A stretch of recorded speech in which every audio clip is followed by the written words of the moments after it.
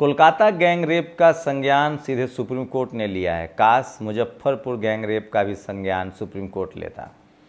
काश lateral entry से SC/ST की नौकरियां छीनी जा रही उसका भी संज्ञान सुप्रीम कोर्ट लेता। काश BHU में आदिवासियों को नॉट फाउंड सुटेबल लिखा जा रहा है उसका भी संज्ञान सुप्रीम कोर्ट लेता।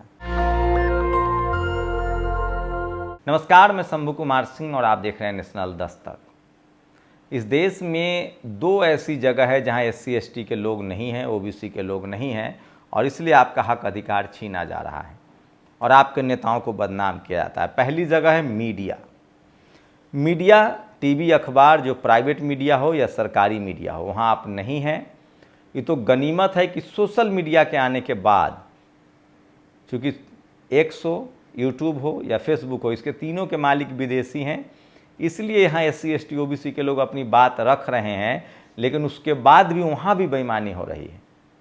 वहाँ भी सोचिए, जो भारत में बैठे हैं इन तमाम X में, जिसको ट्विटर भी कहते थे, या फेसबुक में या यूट्यूब में, वो किस तरह से हम लोग के पेट पर लात मार रहे हैं।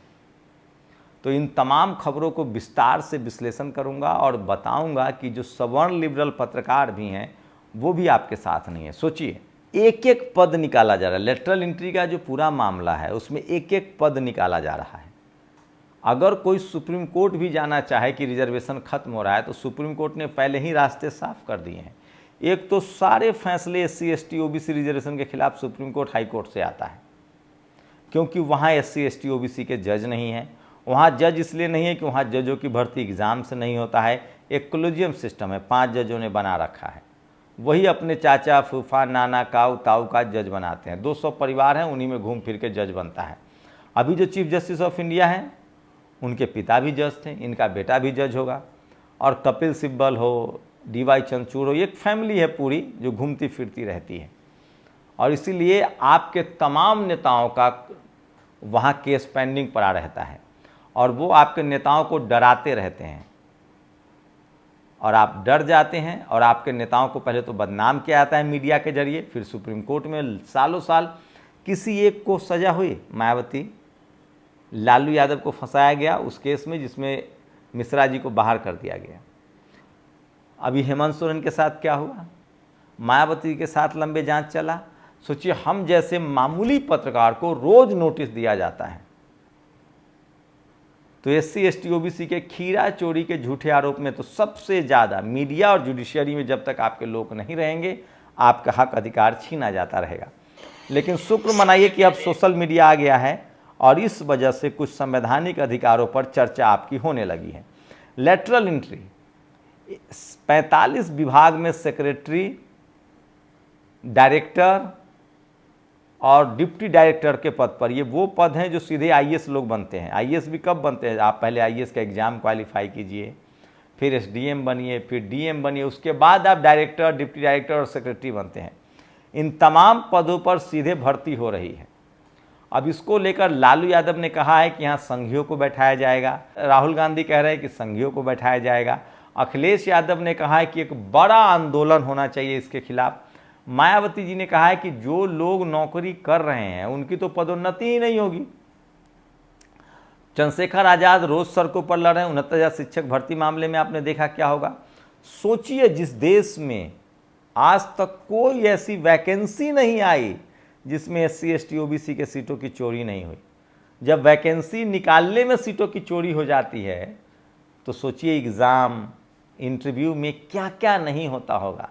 लेकिन इसकी वजह हम जैसे पढ़े लिखे SC/ST OBC के लोग जो सिस्टम में हैं या सिस्टम के बारे में जानते हैं वो बोलते नहीं हैं। OBC की लड़ाई को कमज़ोर किया गया। एक तो हमें 7,000 जातियों में बांटा, बाबा साहब ने हमें SC/ST OBC बनाया। सोचिए, इस देश में मंदिर बन रहे हैं, मस्जिद बन रहे हैं, 5 लाख से ज़्यादा स्कूल बंद हो गए हैं। आप सोचिए, स्कूल बंद होते हैं, आपके बच्चों को तो कोशिश है कि ना आप पढ़ेंगे ना जातिवाद का आप खेल समझेंगे। उस पर से SC/ST OBC के लोग यूनाइट। सोचिए, OBC में क्रीमी लेयर लगा दिया सुप्रीम कोर्ट ने रिजर्वेशन आते ही। पढ़ा लिखा तबका जो था, जो थोड़ा सा क्रीमी, मतलब जो लड़ने वाला तबका था OBC में, उनको पहले ही कह दिया गया कि तुमको क्या मतलब है इससे, तुम क्रीमी लेयर हो, तुम बाहर हो। अब जो बच्चा पढ़े, अब हम लोग पहला जनरेशन है जो पढ़ लिख के आए, हम लोग क्रीमी लेयर में भी हैं, उसके बाद भी नैतिकता कहता है कि नहीं, हमें ये संवैधानिक प्रावधान है, इसके लिए बोलना चाहिए। SC ST के लोग लगातार एकजुट थे, लड़ रहे थे, अब उनका वर्गीकरण करने की बात कह दी गई। आखिर सुप्रीम कोर्ट किस मुंह से कहता है, जब वो खुद कॉलेजियम से चुन के आता है, वो खुद कोई परीक्षा। सोचिए, हाई कोर्ट सुप्रीम कोर्ट में जजों की भर्ती के लिए परीक्षा नहीं होती है, और अब सेक्रेटरी, डिप्टी डायरेक्टर, डायरेक्टर बनने के लिए भी परीक्षा नहीं होती। अभी एक मैडम सीधे प्राइवेट कंपनी से आके सेबी की डायरेक्टर बनी थी। तो ये देश की हालत है, और जब तक आप लोग नहीं बोलेंगे तब तक इसके खिलाफ होता रहेगा। और अब तो कम से कम SC ST OBC के पढ़े लिखे लोगों को बोलना चाहिए, चाहे आप क्रीमी लेयर में हो चाहे नॉन क्रीमी लेयर में हो। और जो लोग वर्गीकरण से खुश हैं या क्रीमी लेयर से खुश हैं, SC ST OBC के कम्युनिटी, जो भी जातियाँ, उनको सोचना चाहिए, क्या जब आप एकजुट हैं तब आपको आरक्षण नहीं दिया जा रहा है, बैकलॉग नहीं भरा जा रहा है। जब आप बंट जाएंगे टुकड़ों में, जातियों में, तब आपको और कुछ मिलेगा। ये फूट डालो और राज करो है, और ये बारी बारी से आपको तोड़ा जा रहा है। और इसमें एक अच्छी बात कम से कम ये हुई है कि SC ST OBC के नेता दबाव को समझने लगे हैं। इस चुनाव में SC ST OBC के लोगों ने एकजुट होकर वोट दिया था, और अब कोई टीवी अखबार के सहारे नहीं है। SC ST OBC के लोग 50% तो कम से कम पढ़ लिख गए हैं, जो अपने संवैधानिक हक अधिकार के लिए बोलने लिखने पढ़ने लगे हैं। जिस दिन 100% पढ़े लिखे लोग, चाहे आप किसी पद पर हों, अपने संवैधानिक अधिकार को लेकर सोशल मीडिया पर सिर्फ आपको लिखना है, पढ़ना है, बोलना है, और आपने ये कर दिया तो आपका अधिकार बच जाएगा। मैं फिर कह रहा हूँ, लेटरल एंट्री को लेकर जिस तरह की एकजुटता बनी है, मायावती जी, अखिलेश यादव, तेजस्वी यादव, उसके बाद चंद्रशेखर और तमाम सोशल एक्टिविस्ट जिन्होंने अपनी नौकरी गंवाई है, चाहे वो लक्ष्मण हो, डॉक्टर रितु हो, अशोक भारती हो, दिलीप मंडल हो, तमाम लोग लिख पर बोल रहे हैं। नेशनल जनमत हो, द वीक हो, नेशनल दस्तक लगातार इस पर कैंपेन चला रहा है। तो आप अपने संवैधानिक अधिकार के लिए सजग होइए। लेकिन मैं फिर बता दूं, सुप्रीम कोर्ट पहले फंडामेंटल राइट्स में था रिजर्वेशन, सुप्रीम कोर्ट ने इसको बाहर कर दिया। उसके बाद एक एक पद की वैकेंसी निकाली जा रही है।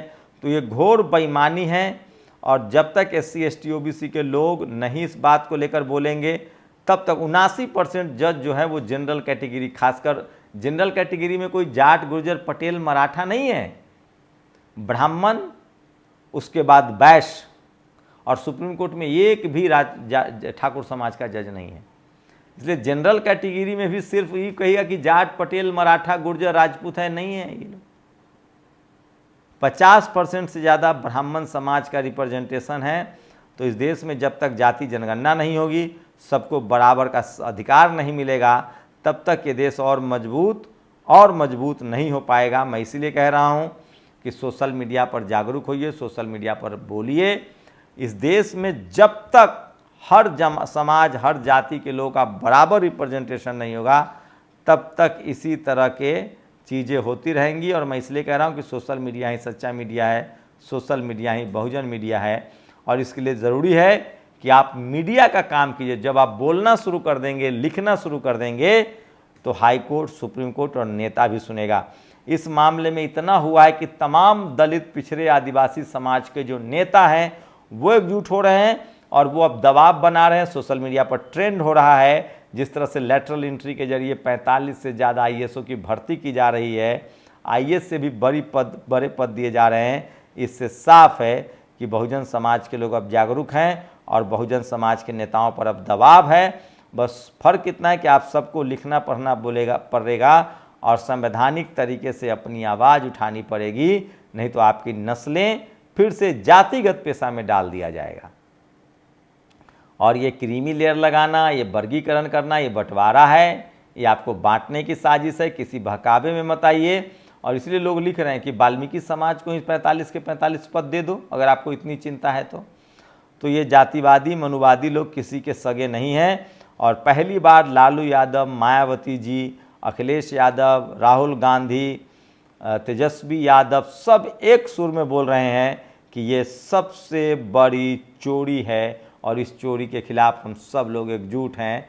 तो सोशल मीडिया ना होता तो सोचिए क्या होता। लेकिन सबसे बड़ी बात, आप उन लोगों को मत देखिए जो हिंदू मुस्लिम करते रहते हैं। मुस्लिम समाज के भी लोगों को सोचना चाहिए, 90% मुस्लिम समाज के लोग ओबीसी में आते हैं। उसके बाद जो अब 10% और मुसलमान बच रहे हैं उनको भी सुप्रीम कोर्ट में अब बहुत ज़्यादा जगह हाई कोर्ट में नहीं मिलेगी। जो अशराफ मुसलमान अगर वो सोच रहे हैं कि हमको मिल जाएगी, तो ऐसा नहीं है। जाति के नाम पर अधिकारों को लूटा जा रहा है और धर्म के नाम पर भी अधिकारों को लूटा जा रहा है। तो सचेत होइए, सजग होइए और अपने संवैधानिक अधिकार को बचाइए और आपस में एकजुट होइए। बाबा साहब का संविधान है, अभी भी 90% वोट आपके पास है। वोट के चोट से इन सरकारों को सबक सिखाइए और अपने एमएलए एमपी से रिक्वेस्ट कीजिए, उनको टैग कीजिए कि आप हमारे संवैधानिक अधिकारों के लिए बात कीजिए। शुक्रिया। नेशनल दस्तक की आपसे गुजारिश है कि अगर इसको बचाना चाहते हैं तो नेशनल दस्तक को सब्सक्राइब करने के लिए रेड कलर के सब्सक्राइब बटन को दबाएं, फिर बेल आइकन की घंटी दबाएं।